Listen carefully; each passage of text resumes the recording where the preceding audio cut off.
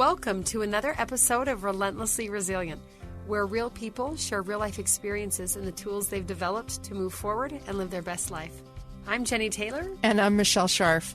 So excited today, Jenny. We have another guest today, but our guest was brought on by somebody who was a listener and also a guest on our show previously. Her name was Amber Leah, and she recommended that I meet Fatu. I had to hear his story.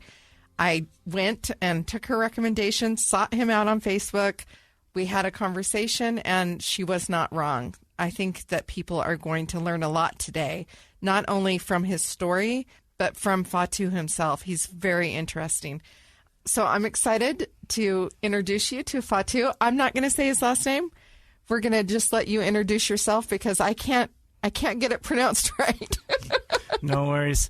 My name's Fatu Matagi, and I'm from West Valley City, I guess. I'm born in Hawaii, grew up in West Valley City, and now I live in Harriman. That's awesome. Yep. So I'm really grateful that you were willing to come on our show. I enjoyed talking to you, and I can't wait to get into your story. We're going to do things a little bit different, and we're going to ask you first, what does resilience mean to you? So to me, resilience is being able to stick something out, having a belief in something and just pushing through, no matter how hard something is going on in your life, or even how easy it is going. I think resiliency is the ability to just push and stay who you are through problems. Oh, I love that. I do too. And I love, Fatu, that you mentioned even if things are going easy, because maybe sometimes in those easy times of life we get a little bit lazy and we kind of feel like maybe we're floating through, when that could be a time when we need to hang on to that resilience and maybe always be ready for whatever it might be. Yeah. Or take the opportunity to build those stronger tools, yeah. Whether it's putting time into relationships and being able to build a strong network and investing in people in your circle so that when times are hard, that you have somebody that you can reach out to and call. Okay, so Yeah, Fatu, I want awesome. a little bit of background about you, because we were joking before we started recording that you used to do singing and dancing, but not like Broadway singing and dancing. So tell us a little bit about your singing and dancing, about your culture, just maybe your life and family. Just introduce yourself to us a bit as we kind of jump into what life experiences maybe you've had that have taught you this resilience. Yeah, so I'm half Samoan, half Palangi. For those that don't understand what a Palangi is, that means you're a white person. My mom's from Pennsylvania. My dad's from Samoa. They met each other at a dance somewhere here in Salt Lake City. And then before I was born, they moved back to Hawaii so that my dad could get a better job. And then I was born in Hawaii, and then I came here to Utah as a kid. Well, very cool. So you came in today to share an interesting story about how you lost your arm. So you only have one arm now. Take us back to, what was it, 14 years ago? Yeah, it was 14 years ago. Like, it was 2008. I was building power lines. I'd been a lineman for 6 or 7 years. Well, I'd been an lineman for 2 or 3 years. I took an apprenticeship out for a 4-year period. Worked a lot of different places, worked in Colorado, Utah, Wyoming. Got moved to a job that was in Salt Lake City, had a boss that had been injured a couple times, so it was kind of dangerous. And me and my coworker, Striven, were like best friends, and we talk about our safety and the problems that were in the company that I worked for. And then eventually one day, I woke up in the hospital. Okay, well, so wait a second. So as you're working on the line, you were kind of identifying, hey, this isn't really safe, what we're doing, and maybe some things that should have been done differently. I think most of us just flip our power switch and we're grateful the lights turn on. You know, this is the same conversation I had with Fatu on the phone. I'm like, we take for granted the power in our house. It's the thing that we all use all the time, every single day. But it's also the thing we say to our kids, don't touch that because you'll get shocked or burned. But we never think about the risk for the men who put their lives on the line. Make sure there's power in my house. Yes, exactly. And that was a big awakening to me. So, tell us about that day and what happened on the line. So, to be specific, I don't know the day exactly. When I woke up, I didn't remember it. But I do remember the days coming up to it. So, the way that a line crew works is you have 4 people. You have a foreman, a lineman, a hot apprentice, and a cold apprentice. The hot apprentice specifically works with the linemen. specifically on the line, and the cold apprentice works with the foreman. And as we were working throughout those 3 months, there was just a lot of safety precautions that were being broken throughout the company. It was 2008, so like the economy had started to slough. Sure. Power was trying to save cash, so they started to take lower bids. And the company that I worked for came from out of state and underbid everybody. And I was on the books to get hired. So all the people hired in front of me were the people that were laid off in the first wave. And then I got hired underneath one of the people that got laid off before me. Okay, so that's an interesting fallout of that down economy that most of us probably didn't think about. And while you can appreciate a company wanting to save money and tighten the budget, you don't want them saving money and tightening the budget over safety. But so as a lineman, you were recognizing that. I appreciate that you said there were policies in place not being followed versus it was just no policy at all. I mean, you're always trying to be safe when you're a lineman. That's what you're taught.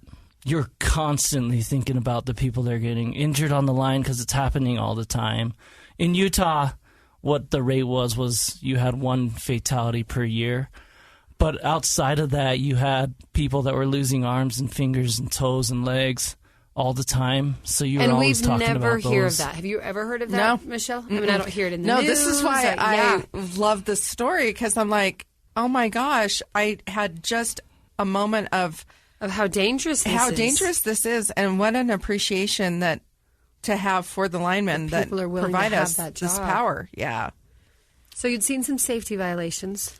Yeah, so me and Steven, like, we were really tight because when you work on power lines, your life is in another person's hand. And if you're a hot apprentice and a lineman, you're relying on each other to stay alive because 7,200 volts is a lot to take into your body.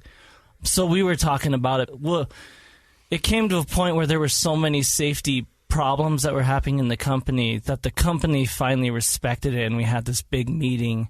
And inside the meeting, the linemen were like, well, you guys got to give us the proper equipment, the proper tools. And the boss was like, well, we are giving you that. And then a lineman would be like, no, you're not. Like, look at this tool that blew up in our hands. We lost a line that was over Bangor Highway, and it dropped across the street and almost burnt the cars that were on the ground. Oh, my gosh. So it was like, you're telling all the people about all the problems that you see, but the company wasn't listening. Or if they were listening, they weren't supplying the goods to get you to be safe on the job. So me and Steve were constantly talking about safety. I actually told him I was going to quit and go be a teacher, but I was making too much money to walk away is what I think happened with that. So you don't remember what happened the day of your accident. Is there any kind of work report that tells you more or less? I don't know a lot about electrical work.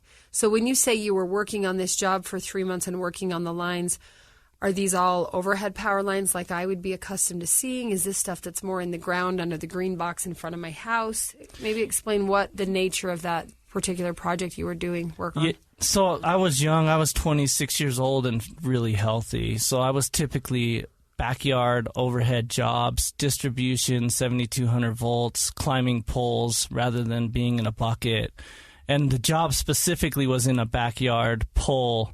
So when I got electrocuted, Steven tried to rescue me. He wrapped up the line that hit me, and then when he climbed up, he got hit. But he got hit in a different area. He died on the line. And then the power company came, and they didn't know how to shut it off. So it took an hour for them to get me off. Specifically, like for me, because I had a lawsuit, I didn't get to review everything that happened on the job. But I did get to read the newspaper reports, which the nurses did not want me to read in the hospital. And you have no memory of it at all? No, I don't. Oh, my goodness. I just have theoretics. I am so sorry to hear that Stephen died. I was up on the pole, so I laid over on the transformer that was feeding the house, and then it hit us 3 times. It wasn't supposed to. They're supposed to stop at 1. There's a thing called a 1 shot that you're supposed to take. Like automatically it should stop, or so the foreman's supposed to tell them that we want a 1 shot. A 1 shot means if it hits something, it's going to turn off. But if it doesn't have a one shot, then it's going to hit whatever it is 3 times. First time is just to burn it off. The second time it hits harder so that it really burns whatever's off on it, like a fallen limb out from a tree. So it's supposed to do that. Yeah. I'm trying to, this is all 101 for me. So it would have the capacity to burn a broken tree branch or something. You want it to do that so it doesn't interrupt power. Yep.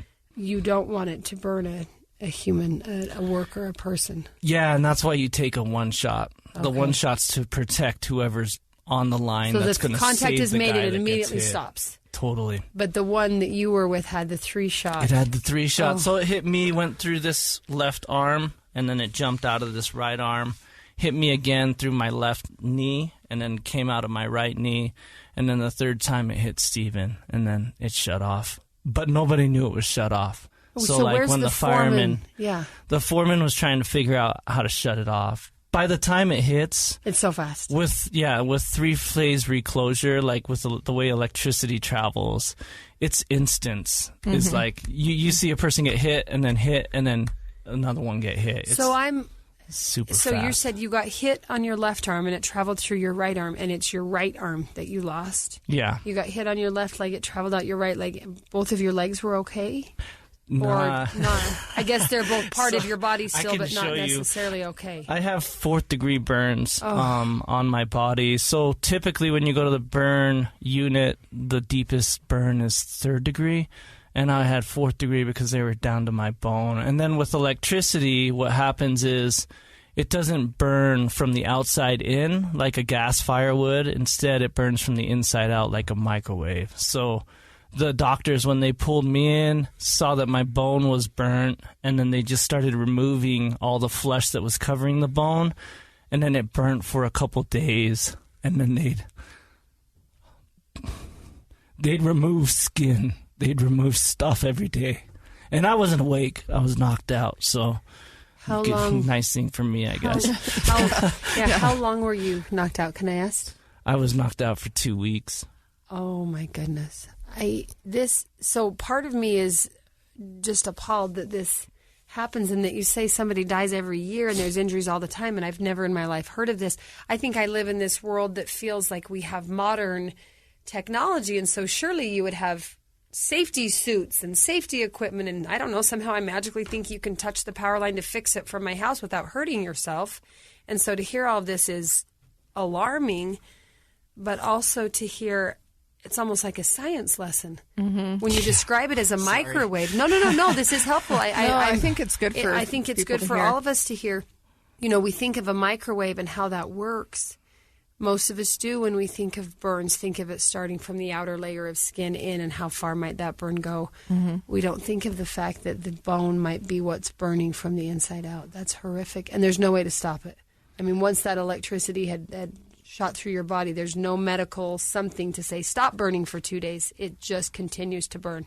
Yeah, no, it's just you just suffer. And for me, it's nice because you have modern medicine, so they knocked me out. So 2 weeks I'm knocked out, and I don't really feel anything. My wife is coming and visiting me, and originally, we got married on August 31st, and I got burnt on August 28th. Oh, my goodness. Like, happy anniversary. The first year? Your 1 year anniversary? Or what? No, or how this many is years? 2008. We got married in 2002. 6 years. So 6-year anniversary. And then you're in the 3 hospital. 3 days before. When she came, her uncle called her and was like, hey, we saw that somebody got burned on the power line. Was that Fatu? And then she was like, where is it at? They said Murray. And she was like, well, he doesn't work in Murray because Murray's a city power. They're not contractors like I was. So she thought I was good. And then she took a shower, and then the phone rang, and it was like caller ID came on, and it loaded it up with like a bunch of U of U burn floor doctor calling. And when she got out, she knew it was me because she saw the caller ID and that it was the hospital. So, but she thought it was like, oh, if Fatu gets hurt, it's probably just a little burn. We'll still go on our anniversary thing. And then when she got to the hospital, it was like an eye-opening event. Oh, yeah. Okay, we're going to let's take a break for a minute and kind of process this. And when we come back, have us tell you what happens when you woke up and where it goes from there. We'll be right back.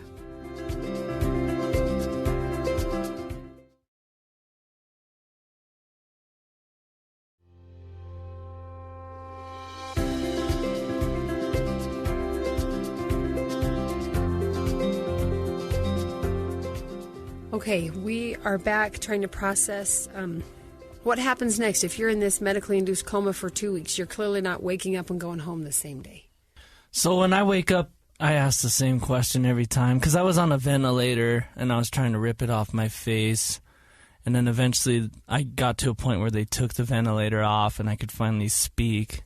Because people would come visit, and I guess my wife said that I would respond, like, visually. But when they took the ventilator off, I just asked where Steven was. Over and over, like all day long. And every time I fell asleep, I'd forget what happened. So when I woke up, I asked it again. And then every time my wife told me that Steven passed away on the line, I just cried a lot. Oh, I can't even imagine. This is somebody that you trusted your life with. He's up there trying to help you, and I can't imagine it. And I can hear, I mean, it's been 14 years, and I can see, and I can hear the grief in your voice. It's still, and you do have your wife sitting next to you, and she's crying as well. I mean, this has been a real life-changing event. For sure, yeah. And were you really close with Steven? Like outside of work? No, like but I mean, you work with somebody every day. Yeah. I was just going to say, like, the bonding that happens on the line crew is a lot like the bonding that happens inside the military, where you just are brothers because you know that your life's in their hands. He met my wife because I made my boss take a safety meeting because he got to the point where I was just sick of it. So I made us have, like, this safety breakfast, and I invited my wife and my, like, I don't know, I think he was 12 months old kid. Oh, wow. So Steven met him, and so did my cold apprentice. We all met. And the interesting thing is the boss didn't even come into the safety meeting. He stayed in the truck. Oh my goodness. So can I ask your wife, what was that like when you... Well, first of all, let's introduce the wife. Let's introduce... I'm sorry. Go ahead and introduce yourself, if you will. Then I'd love to ask a couple questions. Okay. My name is Shellise Matagi. Okay. Hi, Shellise. Thank you for joining us. This is hard. Yes. And we appreciate both of you being willing to share with us something that most of us... It's a part of life none of us know exists. What was that like, getting the phone call and the first time that you saw him in the hospital, in the burn centers? So the first time of ever hearing about this was my uncle that called. I had just worked out, me and my son, and got home, and I was feeding him, and I got a phone call. And previously to that phone call, it was lunchtime, and I usually call, or he calls me. And I noticed he didn't call, so I was calling and didn't pick up, and maybe called like 3 or 4 times and nothing, and then I get a phone call from my uncle, who said he heard on the radio that there was a accident in Murray, that there is a lineman that was up on the pole, and he asked me if that could have been Fatu, or if Fatu heard anything about that. And I said, he doesn't work over in the Murray area because they have their own power company, and so Utah power contractors don't go over there. But he's like, it's probably not him. It's fine. Got off the phone, but something didn't feel right at that time. So I just kept calling and nothing, and I just got this feeling that I need to take a shower. So I took a shower, and as soon as I got out, the phone rang again, and it said U of U Hospital on it. And I answered the phone, and they just said they can't give you much information. They just said, we've admitted your husband. We need you to come down. it'd be better if you didn't drive, if somebody brought you, and we can explain more when you get here. They did say that he has been in an accident, but that's all that they could say. So I called my father, whose company is just down the street from where we lived, and he picked up me and my son, and we went to the U of U hospital. And as they were explaining to me in the waiting room of the ER, they were just saying, we don't know how bad this is. He's been burned, and they showed, like pictures of like he's on his arms and in his legs. And with these kind of things, you don't know how bad it is because, like you said, you burn from the inside out. So you have to wait to even and there's know still the residual heat there, so he's still literally burning. And so I didn't get to see him for a while, and I believe I didn't get to see him until like nighttime. Really? And that must have been terrible. Yeah, they warned me that he may look different. So the first time I went in, he was wrapped all around except for his head, and he looked swollen. I mean, he could tell, I don't know, there was burns on his face. But yeah, he was bandaged from neck down, all the way down. Gosh. I just remember they had to unwrap him every day. So the first night, I stayed there the first night. And they said we have to undress him every day because we need to see the damage as it continues to burn.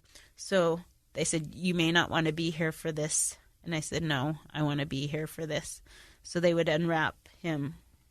I mean, and it was, you could see all the way through muscle, through fat, through everything. And so they would point out to me, this is good where it was yellow, but you could tell where it was burned because it was black. So what they would have to do is they would have to take him back to the operating room and shave that off. And then they would wrap him back up and then come back tomorrow and see if anything else was black. Oh my goodness. So they continued this, and that's when when he said he was in a coma, they had to induce him because he would try to rip out tubes and try to undress himself. So when they put him into that medically induced coma, did you have any idea how long he would need to be in the coma? Did they say, okay, it's going to be 2 weeks, or was it just every day? It was agony, every day. Not they knowing had to wait, how long. To see how long. And in those moments, every hour feels like 100 years. Oh, yes. Oh, my goodness. This is terrible. At what point do they decide to take the arm? We were probably there about, say, a month before they decided. Can I ask how long you were there entirely? We know you were comatose that first couple of weeks. How long was the stay? 2 months. Oh, wow. Yeah. So a month in, Fatu, what was your reaction? What's the response when they tell you that they can't save your arm? So I'm going to rewind back. Sorry, we have two narratives going on now. Yeah. It's two different stories. There always is. It really is. Yeah. So when I woke up, I didn't think I was going to have that arm anyway because I couldn't move it. This little Asian lady would come in, and she had this needle, and she'd be like, do you want me to poke this? And I was like, poke my arm, and she's like, I want to see if you can feel. And then she'd shove it in, and I'd watch it hit the bone, and I'm like, that thing ain't coming back. And then she'd ask me to move it, and I couldn't move it. And then for 3 days, she'd come back and forth and be like, can you feel anything? And I'm like, I can't feel anything. So by the time Shellise came in to tell me that I was going to lose my arm, she was more wrecked than I was. I was kind of like, I just want to get out of this hospital. It's like prison, being locked in a prison. And it's awesome because people take care of you, but I'm not the kind of person that likes the indoors. That's kind of why I was a lineman anyway. Mm-hmm. So when are you in a lot of pain or heavily medicated to not be in a lot of pain? You're so high. You're medicated like no other. So I couldn't feel any, like... You're kind of out of your body. I had to learn to rewalk like 6 or 7 times because every time they take you into a surgery, you're out for several days, and then you forget how to walk. And the initial reason you can't remember how to walk is the first 2 weeks that you're out. So it's like every time they knock you out, all of a sudden you haven't had enough time on your feet to remember what it's like to be on your feet. So you have to retrain yourself over and over. I'm shocked your legs were okay where your arm wasn't. Well, they weren't okay. Well, I mean, I guess that they were safe. Yeah.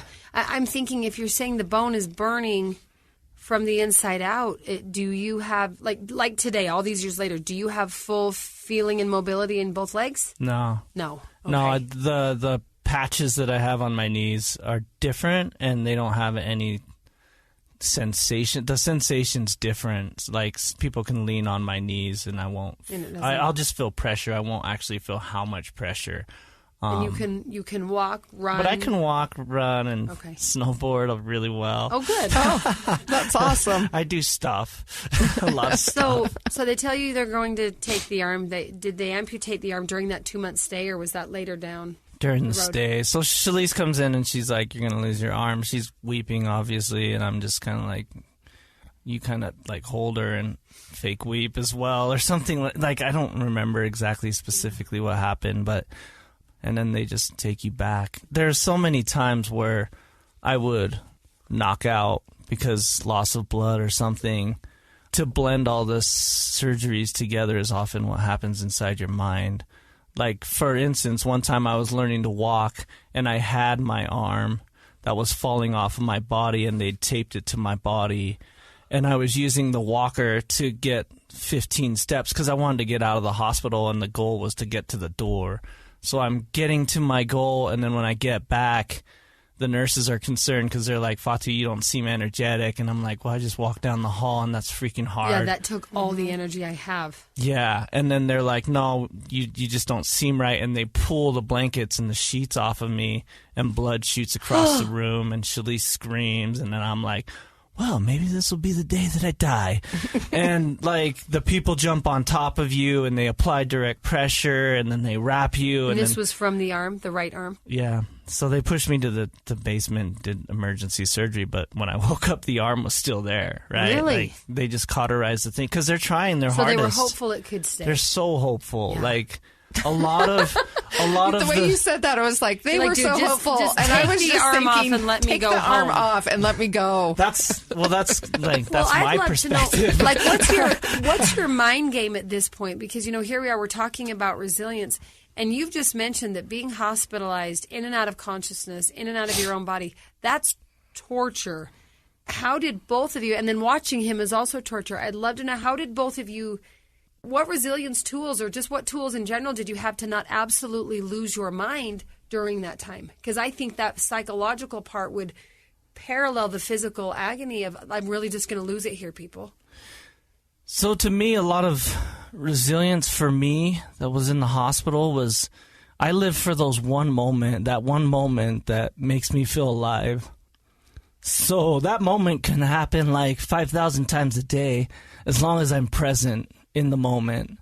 And it happened all the time when I had visitors. Like, my cousins would come and they think you're going to die, but they don't want to tell you.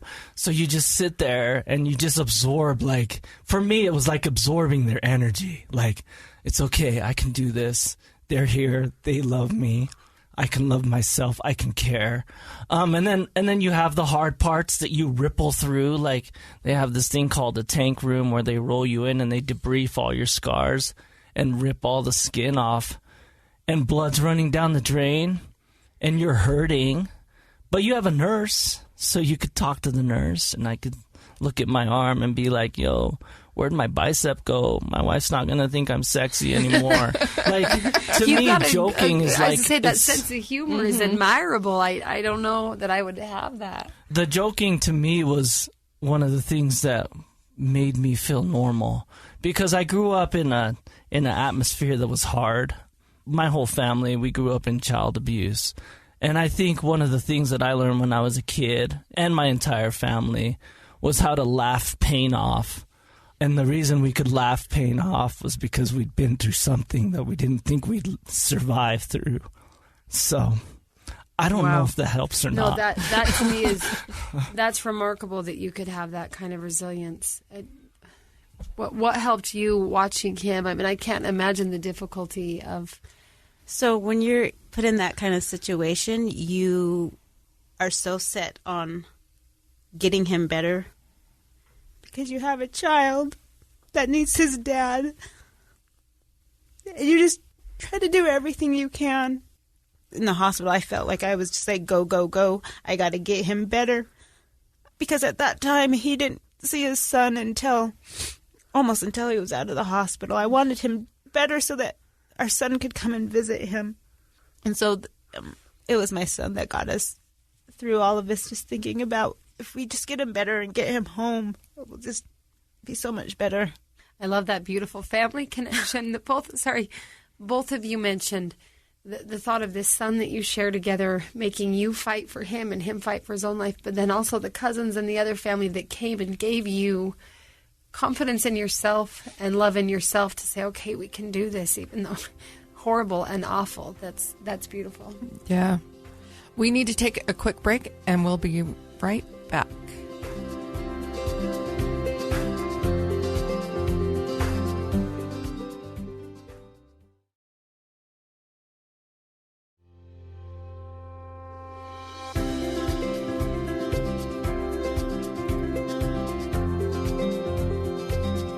And we're back. What a beautiful story. I mean, it's a tragedy for sure, but a beautiful story. And for those of you not sitting in this room with us today, you can see the love between these two. And they have endured some really hard things. And it sounds like, Fatu, your life did not start out easy, and that perhaps resilience was brought for you out of those things. And you've learned how to build a great life. I love what you said about, I could love myself, I could talk to the nurse, I could love my cousins, I could love my wife. Looking for even the smallest thing when all you can do is really lay in bed and be uncomfortable, be in pain, and just want to leave this prison that is the hospital bed. It's a beautiful story of resiliency. Yeah, I think for me, the biggest thing about resilience is finding the ability to extend energy. And typically, I don't think I've figured that out completely until I was in the hospital, because I didn't realize how many people would give me their energy. When I was in my dad's circumstance, when I was a child and getting abused and beat and hit, it was a lot of internal energy. It was me storing my own energy and like harnessing it and taking the pain, and then like the only time I could express it was when I was with my siblings and we could laugh about it, that we survived. But when I was in the hospital, I could see how other people's resilience can extend into me, and then I can explode it through humor or make people laugh. Like, the last thing I want people to do when I'm in the hospital and everybody's looking at me going, is he going to make it tomorrow, is to cry. I want them to laugh. Because if you go to my funeral, make sure you tell a joke about me, because my life's a freaking joke. Gosh. Like, I don't want people to go to my funeral and just weep their heads off, because life is amazing. It's beautiful and it's spontaneous, and it happens every minute if you live it every minute. So it's kind of like resilience is the ability to be who you are as much as you can. And you're not going to be it all the freaking time, because that's impossible. Absolutely. But the more that you can tap the moment and be in the moment, then the more happy you will be, and the people around you. Okay, I'm loving this so much. Like, I love what you said earlier, that you could find the moment worth living for, and that moment might come 5,000 separate times a day when you're present and in that moment and able to really just, I mean, you just said life's amazing, life's beautiful, life's wonderful, and you've gone through this horrible, awful tragedy that really should have been avoided had, the company, I'm sure that's a whole other issue of how did that happen. Can you tell us, that was 14 years ago.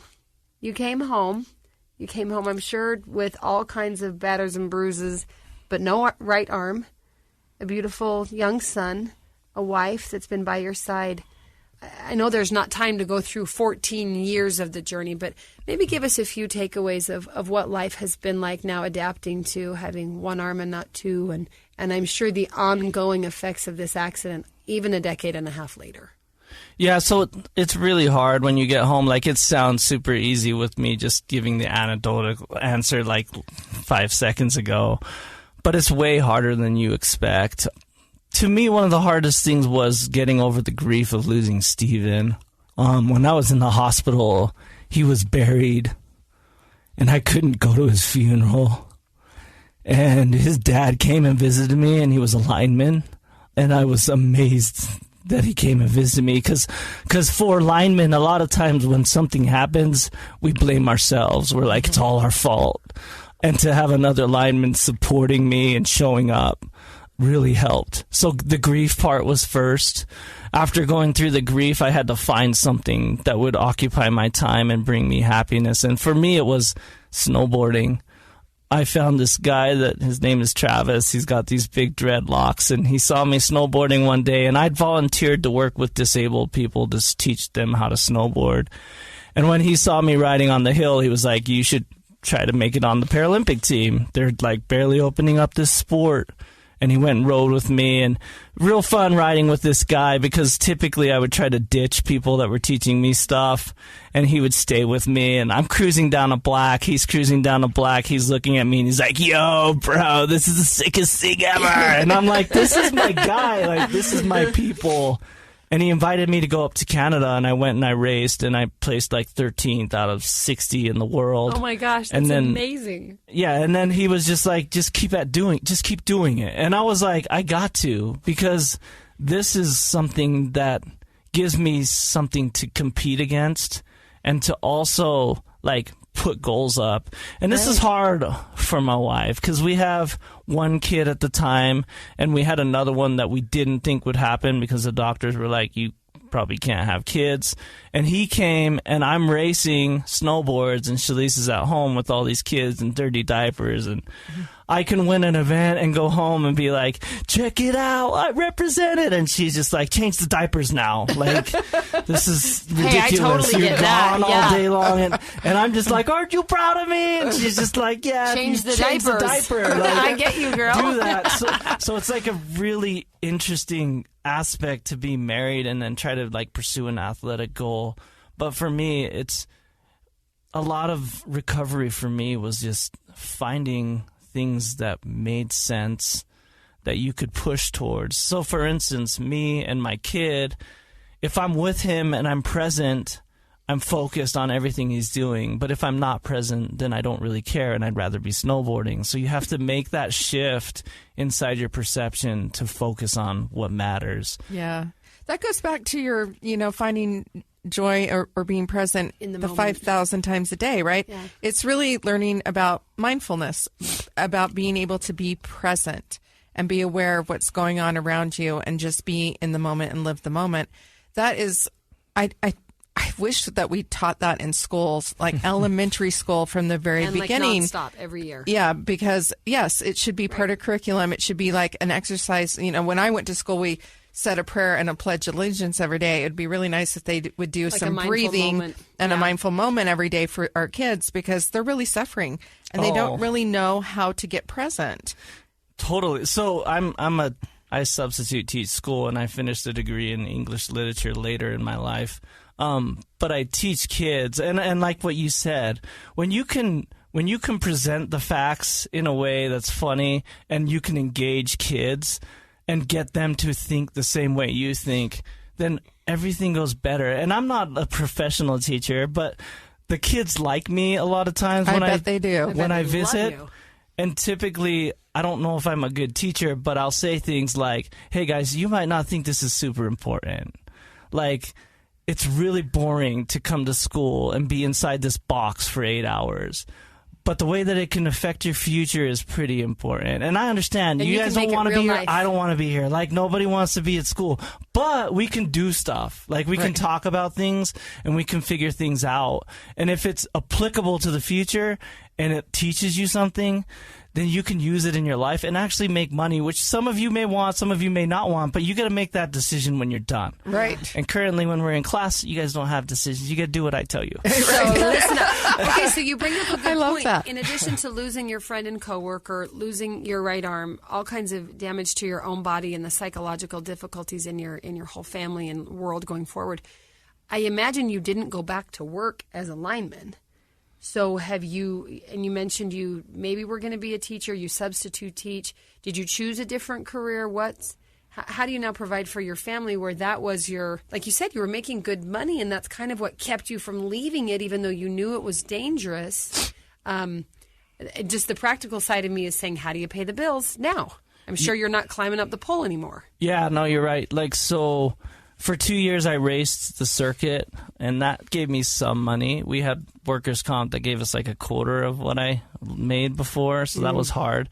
We were really good at saving before I got injured, and I was making really good money for the 2 years that I was a lineman. So we had a stash, and we kind of just had to like disperse of it so that we could get onto WIC and things like that, so we could actually get food on the table. And then after 2 years, I was in college going into psychology, and as I was doing that, the person that died, the dad called me, and he was like, they killed another 18-year-old on the power lines. We need to sue the company that you work for. And I was like, all right, I'll do it. Like, if you're for it, then I'll go for it. So we sued, and then we had a lawsuit. And in the middle of all this, because you got like snowboarding going, you got school, college going, you got my wife with kids. There's a lot of stuff that you're just trying to balance. And in the middle of all that, my oldest brother got injured building a power line as well in Colorado, and he lost both hands. So I had to drop out of college the first time so I could go help my brother. And it was a favor because I hated college at first. You're like, actually, I'm out of here. So it was nice. So I went over there, and I knew that's the hard thing. When your brother's in the same situation as you, just trying to go and help him. I was trying to help him by giving him everything I didn't get. Like, I don't think people were honest with me enough when I was in the hospital. I walk into my brother, and I see he's going to lose his hands, and I'm like, bro, you might lose those hands. Get ready. And he's like, nah, I'm not going to lose these. And he can open them, but like 4 of them are opening at the same time. He can't control independent fingers.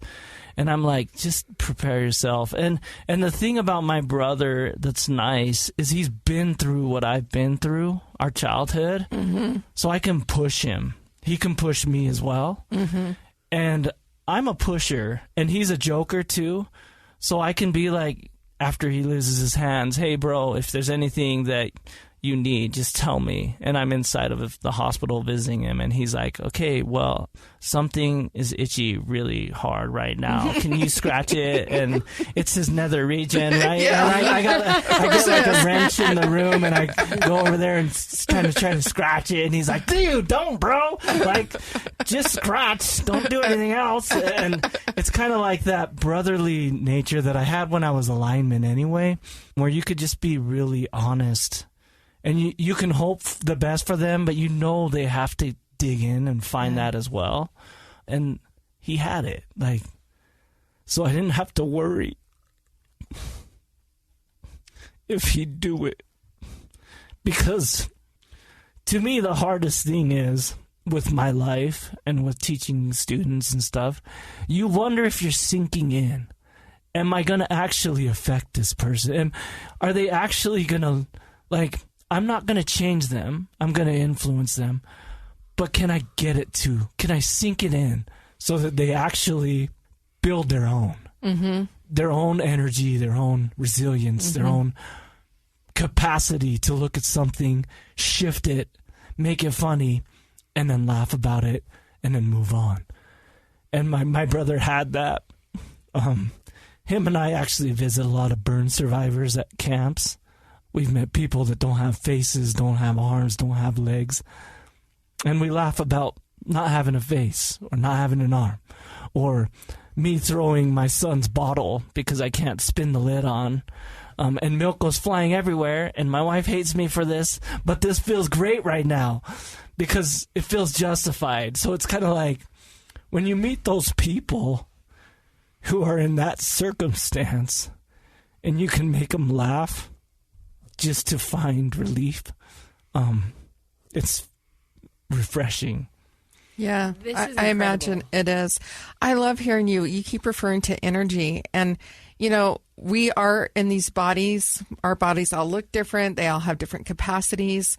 We're all born that way, even with 2 arms and 2 legs. But we're really not human beings. We're spiritual beings. And we are beings of energy and light. And I love that you have brought out several times in your talk today about the value of sharing that energy, that connectedness, and seeing the higher good in somebody, or drawing it out of them, or getting them to even see their value and worth. We all have a unique reason for being here. There's no accidents. We're all here at this time. And we all need to be doing our best to use our creative genius to share our gifts with the world. Sometimes we don't understand what those are, and it may be hard in finding them, but it's a great journey, right? It's a great journey to find it. So I'm inspired, and I really appreciate those thoughts on energy. So currently I'm writing a book. Oh, good. I'm writing I can't wait to read Yeah, it. I can't wait either. Yeah. I'm writing a book too, and it's not easy. Maybe you can be my editor. Oh, man. Yeah, so it's a memoir, and it's... Because to me, it didn't make sense just to write a biography of what you go through. Having a memoir gives you kind of where you're gathering that power.